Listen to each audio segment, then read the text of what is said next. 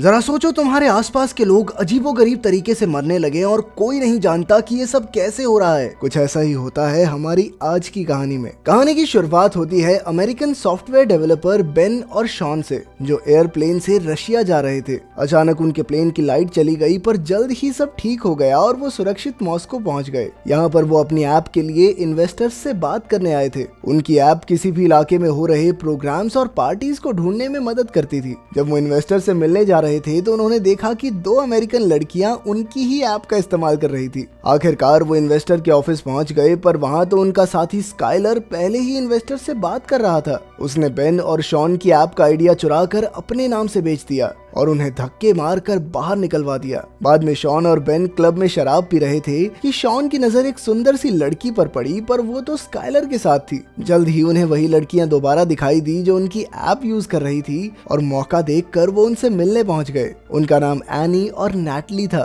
वो चारों मिलकर पार्टी करने लगी कि अचानक क्लब की लाइट चली गई और सबके फोन बंद हो गए। शहर के लोग बाहर सड़कों पर आ गए और उन्होंने आसमान में पीले रंग का धुआं देखा। अचानक वो चमकने लगा और जल्द ही पीली रोशनी की छोटी छोटी बॉल्स जमीन की तरफ बढ़ने लगी। एक बॉल शॉन के ग्रुप के पास आ गई और सभी डरकर पीछे हट गए। ये रोशनी अब बिल्कुल थोड़ी थोड़ी दिखाई दे रही थी। एक पुलिस वाले ने अपने डंडे से उसे छुआ, पर अचानक रोशनी ने उसे खींचकर भस्म कर दिया। चारों ओर हाहाकार मच गया और जल्द ही कई रोशनी वाली बॉल्स ने सैकड़ों लोगों की जान ले ली। शॉन का ग्रुप और कई लोग दौड़कर क्लब में घुस गए, पर उस रोशनी ने सभी खिड़कियां तोड़ डाली। असल में ये रोशनी नहीं बल्कि अजीबोगरीब जीव थे, जिन्हें इंसानों को छोड़कर सब कुछ ग्रे दिखाई देता था। जल्द ही वो रोशनी सबको खींचकर भस्म करने लगी, पर अचानक किसी ने शराब में आग लगाकर बोतल उसकी ओर फेंकी और वो जीव पीछे हट गया।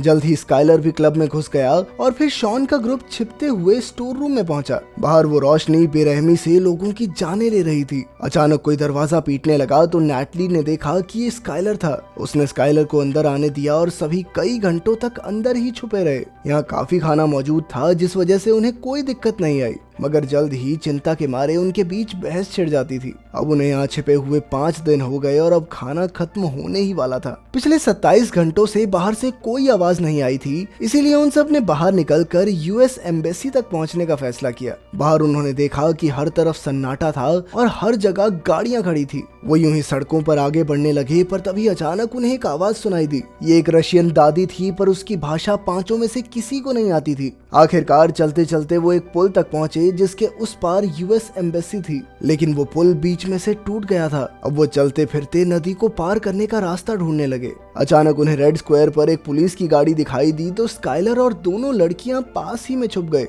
लेकिन बेन और शॉन दौड़ते हुए गाड़ी तक पहुंचे। उन्हें ट्रंक में से एक नक्शा और एक बंदूक मिली। तभी उन्होंने देखा कि एक कुत्ता किसी अदृश्य चीज पर भौंक रहा था और फिर अचानक ही वो जलकर भस्म हो गया। इससे सभी लोग बुरी तरह डर गए। स्काइलर और लड़कियां पास के मॉल में जा छुपे और बेन और शॉन गाड़ी के नीचे छुप गए। जल्द ही वो जीव गाड़ी के पास आया और उसकी रोशनी से गाड़ी का सायरन बजने लगा। वो गाड़ी के आसपास घूमा, मगर नीचे छिपे हुए इंसानों को नहीं देख पाया और चुपचाप वहां से चला गया। इसके बाद बेन और शॉन तुरंत दौड़कर मॉल में अपने साथियों के पास पहुंचे। उन्होंने देखा कि एक प्लेन यहाँ बुरी तरह क्रैश हो गया था। स्काइलर ने कहा कि उन्हें यहीं रुककर मदद का इंतजार करना चाहिए, पर बेन और शॉन ने कहा कि उन्हें जिंदा रहना है तो आगे बढ़ते रहना होगा। उन्होंने हिसाब लगाया कि ये जीव बिजली से घिरे हुए हैं, इसीलिए उनके पास आते ही बिजली से चलने वाले डिवाइसेस अपने आप जल उठते हैं। अब उन्होंने हर जगह से लाइट बल्ब से इकट्ठा करके अपने गले में बांध लिए, ताकि जब भी वो जीव पास आ रहा हो तो बल्ब के जलते ही वो चौकन्ने हो जाएं।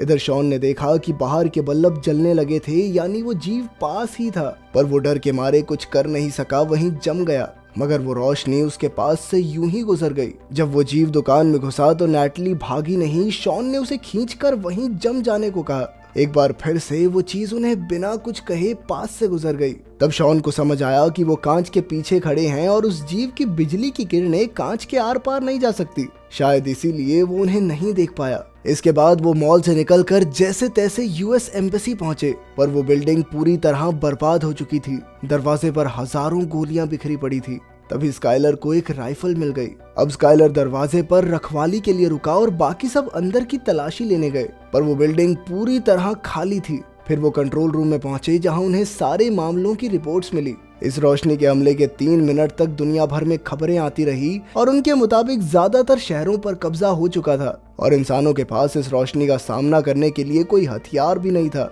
अंडरग्राउंड होने के अलावा और कोई चारा नहीं था। वहीं एक पिंजरे में एक रेडियो था और शॉन ने उसे ऑन भी किया, पर रशियन भाषा किसी को समझ नहीं आई। इसके बाद सबने देखा कि बाहर पीली रोशनी की कई बॉल्स शहर में चारों ओर तबाही मचा रही थी। पर फिर उनकी नजर स्काइलर पर पड़ी, जो यूं ही सड़क पर घूम रहा था। तो शॉन और बेन उसे बचाने के लिए दौड़े। जाने से पहले उन्होंने नक्शा और रेडियो उठा लिया। फिर जैसे ही वो स्काइलर तक पहुंचे तो गाड़ियों की लाइट्स जलने लगी, यानी वो जीव आसपास ही था। स्काइलर ने बेन और शॉन को भागने को कहा और खुद गोलियां चलाकर उस जीव का ध्यान भटकाने लगा। जल्द ही रोशनी ने उसे भस्म कर दिया, पर बेन और शॉन की जान बच गई। बिल्डिंग में जाकर शॉन ने देखा कि थोड़ी दूर एक बिल्डिंग के कमरे में लाइट जल रही थी। किसी तरह छिपते छुपाते वो सब उस बिल्डिंग में पहुंच गए, पर अंदर घुसते ही वीका नाम की एक लड़की ने उन पर बंदूक तान दी। उन्होंने उसे समझाया कि वो रोशनी के हमले से बचकर यहाँ तक पहुंचे हैं, जिसके बाद वीका उन्हें अंदर ले आई। उन्होंने देखा कि वो कमरा चारों ओर से मेटल से ढका हुआ था। वहाँ का मालिक सर्गे था, जिसने बताया कि उसने ये कमरा इस तरह से डिजाइन किया था कि यहाँ पर बिजली टिक नहीं पाएगी। इस तरह वो इन खतरनाक जीवों से बचे रह सकते हैं। वीका को रशियन समझ आती थी, इसीलिए शॉन ने उसे एक रेडियो मैसेज सुनाया। वीका ने उन्हें समझाया कि मॉस्को नदी के अंदर एक सबमरीन है और जितने भी लोग कल सुबह तक वहां पहुंच जाएंगे उन्हें बचाकर एक सुरक्षित जगह पर पहुंचा दिया जाएगा। फिर सर्गे ने बताया कि सबमरीन को भी इसी कमरे की तरह तैयार किया गया है, जिससे वो रोशनी दूर रहे। अब उन सब ने मिलकर सबमरीन तक पहुंचने का फैसला किया। सबसे पहले वीका, नैटली, एनी बिल्डिंग में से जरूरत का सामान ढूंढने निकले। उधर सर्गे ने बेन और शॉन को अपनी बनाई माइक्रोवेव बंदूक दिखाई, जो उन जीवों के चारों ओर से बिजली की परत हटाने की ताकत रखती थी। जल्द ही उस जीव की नजर लड़कियों पर पड़ गई और वो बिल्डिंग में घुस आया। तीनों लड़कियां तुरंत कमरे की ओर भागी और ऐन वक्त पर अंदर घुस भी गई, पर जल्दबाजी में दरवाजा ढंग से बंद नहीं हुआ। अचानक वो जीव अंदर घुस गया और लड़कियां एक कांच के टेबल के पीछे छुप गई। तभी सर्गे ने अपनी माइक्रोवेव बंदूक से हमला करके उस रोशनी को फ्रीज कर दिया और बिजली के पीछे छिपा हुआ उसका चेहरा सबको दिखाई देने लगा। अब सबको समझ आ गया था कि ये अजीबोगरीब सी रोशनी असल में खूंखार एलियंस थे, जो धरती पर इंसानों का नामो निशान मिटाने आए थे। बदकिस्मती से इसका असर कुछ ही पलों के लिए रहा और एलियन ने एक बार फिर से गायब होकर सर्गे को भस्म कर दिया। वहीं शॉन और बेन एक खुफिया रास्ते से भाग निकले। नैटली ने धमाके के लिए डीजल का टैंक तोड़ डाला और बेन और शॉन के पास पहुंची, पर एनी डर के मारे भाग नहीं पाई और उस एलियन ने उसे जलाकर भस्म कर दिया। उधर वीका सीढ़ियों से नीचे आ गई और अपने बाकी साथियों के साथ भाग निकली। जल्द ही उनके सामने रशियन पुलिस वाले आए, जो कि मेटल से पूरी तरह ढके हुए थे और उनके पास कई हथियार भी थे। अचानक लाइट्स जलने लगी तो उन्होंने एलियंस पर हमला बोल दिया। गोलियों, आग उगलने वाली मशीन और बॉम्ब्स के जरिए वो एलियंस को चोट पहुंचाने में कामयाब रहे। पुलिस वालों ने बताया कि वो एलियंस को डरा तो सकते हैं पर मार नहीं सकते। तभी शॉन ने देखा कि एक एलियन अपने पीछे एक काला पत्थर छोड़ गया था, तो शॉन ने उसे अपने पास रख लिया। इसके बाद पुलिस उन्हें एक सुरक्षित जगह पर ले आई और सबने एक दूसरे के साथ अपनी जानकारी बांटी। सबमरीन वाली बात सुनकर ऑफिसर ने कहा कि नदी बहुत दूर है और हर जगह एलियंस फैले हुए हैं, मगर वो चारों फिर भी सबमरीन तक पहुंचना चाहते थे, इसीलिए पुलिस वाले उन्हें वहां तक ले जाने को राजी हो गए। वो सब ट्रेन की सुरंग से गुजर रहे थे कि अचानक वहां एलियंस आ गए। अंधेरे में वो जैसे तैसे एलियंस से छिपने लगे, पर वीका एक पिलर के पास फंस गई। तब बेन ने उसे धक्का देकर पटरी पर फेंक दिया, पर इस चक्कर में एलियन ने उसे पकड़कर भस्म कर दिया। इससे शॉन को काफी गहरा सदमा लगा, पर वो जैसे तैसे सुरंग से बाहर आ ही गए। आखिरकार वो नदी तक पहुंचे, जहां एक कश्ती में बैठकर वो सबमरीन को ढूंढने लगे। अब उन सब ने अपने मरे हुए साथियों का शोक मनाया। अचानक एक पत्थर की वजह से उनकी कश्ती वहीं रुक गई और सबने बाहर आकर देखा कि तेज रोशनी का बवंडर धरती से मेटल्स और कई कीमती चीजें खींच रहा था। तब उन्हें एहसास हुआ कि एलियंस धरती से मिनरल्स चुराने आए हैं। तभी उनकी नजर सबमरीन पर पड़ी, पर अचानक उनके सामने वाली बिल्डिंग तहस नहस होकर उनके ऊपर गिरने लगी। इससे वो सभी पानी में गिर गए, पर अंत में शॉन, वीका और एक ऑफिसर तैरकर सबमरीन तक पहुंच गए। शॉन ने देखा कि नैटली अब भी गायब थी। उसने जैसे तैसे सबमरीन के कैप्टन को नैटली के लिए थोड़ा इंतजार करने के लिए मना लिया और खुद पुलिस वालों के साथ नैटली को ढूंढने निकल पड़ा। चलते चलते उन्होंने अपने फोन्स पटरियों के पास फेंक दिए ताकि एलियंस के आने पर उन्हें पता चल जाए। कुछ ही पलों में फोन बजने लगे, पर ऐन वक्त पर शॉन नीचे गिर पड़ा, मगर उसने माइक्रोवेव बंदूक से एलियन को हवा में ही फ्रीज कर दिया। तभी पुलिस वालों ने उस पर सीधा धमाका करके उसे मार डाला। आखिरकार ये साबित हो गया कि एलियंस बिजली को अपनी ढाल बनाकर रखते थे और उस माइक्रोवेव बंदूक से बिजली खत्म करके एलियंस का खात्मा करना मुमकिन था।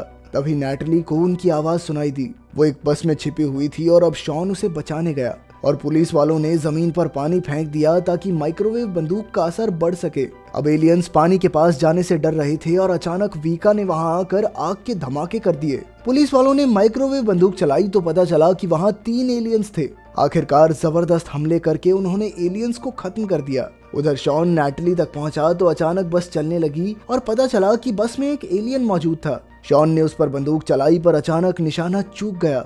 एलियन नैटली की टांग खींचने लगा तो शॉन ने माइक्रोवेव बंदूक से उसकी बिजली की ताकत कम कर दी। अब एलियन वहीं फ्रीज हो गया। तभी शॉन ने काला पत्थर निकालकर सीधा एलियन पर दे मारा। जबरदस्त धमाके में एलियन मारा गया और बस भी रुक गई। आखिरकार सब वापस सबमरीन पर पहुंचे, पर पुलिस वालों ने वहीं रुककर अपने देशवासियों की रक्षा करने का फैसला किया। जल्द ही सबमरीन निकल पड़ी और नैटली ने अपनी मां का मैसेज देखा। तभी सबको रेडियो पर कुछ ग्रुप्स की खबर सुनाई दी जो मिलकर एलियंस का सामना कर रहे थे। सबमरीन में मौजूद सभी लोगों ने ऐसे ही ग्रुप्स के साथ मिलकर एलियंस के खिलाफ जंग में हिस्सा लेने का फैसला किया। अगर वीडियो पसंद आई तो लाइक कर देना, चैनल को सब्सक्राइब कर देना। मिलते हैं अगली वीडियो में।